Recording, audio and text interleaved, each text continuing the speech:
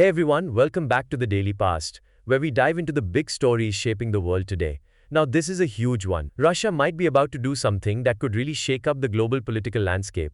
They're considering recognizing the Taliban as the legitimate government of Afghanistan. Yep, you heard that right. And it's happening a lot sooner than many expected. So what's going on? Let's break it all down. Okay, to understand why this is such a big deal, let's rewind a bit to August 2021. That's when the Taliban took control of Afghanistan after the chaotic and sudden withdrawal of US and NATO forces. It was a dramatic moment, almost like something out of a movie. Cities fell in days, and as the Taliban rolled into Kabul, the world watched in disbelief. Ever since then, no country has officially recognized the Taliban government. In fact, they've been largely isolated on the global stage.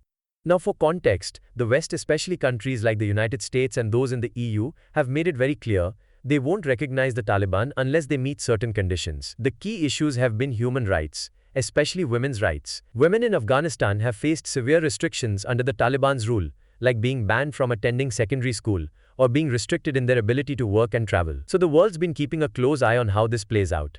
But here's where things get interesting. While the West has been taking a hard stance on recognition, Russia has actually been building ties with the Taliban over the past few years. Now, I know what you're probably thinking. Wait, Russia and the Taliban? It's definitely not something we expected. But Russia sees the Taliban in a very different light.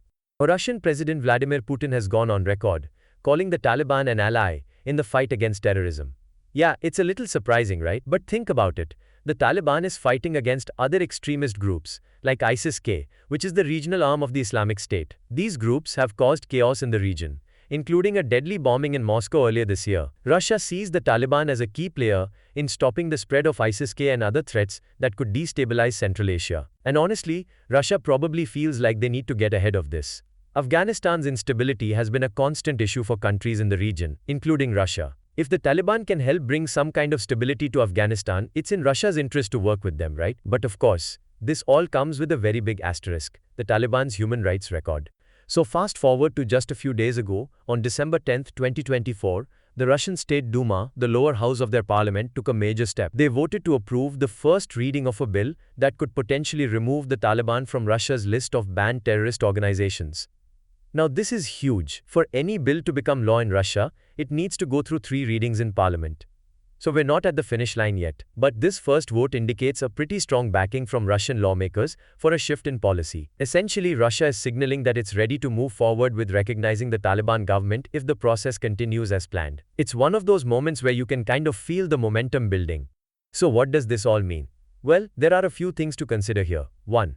Regional security. First up, this could have major implications for regional security. If Russia officially recognizes the Taliban, it could open the door for increased cooperation between the two in combating groups like ISIS-K. These terrorist organizations are a threat not just to Afghanistan, but also to Russia and its neighbors in Central Asia. If the Taliban can help stabilize Afghanistan and push back on these extremists, that's something Russia definitely wants to support.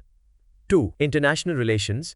And this is a big but, Russia's move could definitely create tension with Western countries. The West has been very vocal in its opposition to the Taliban's treatment of women and its general human rights record. Countries like the United States, the European Union, and others have said they won't consider recognizing the Taliban until they improve in these areas. So Russia's decision to align with the Taliban could cause a pretty serious rift between them and the West.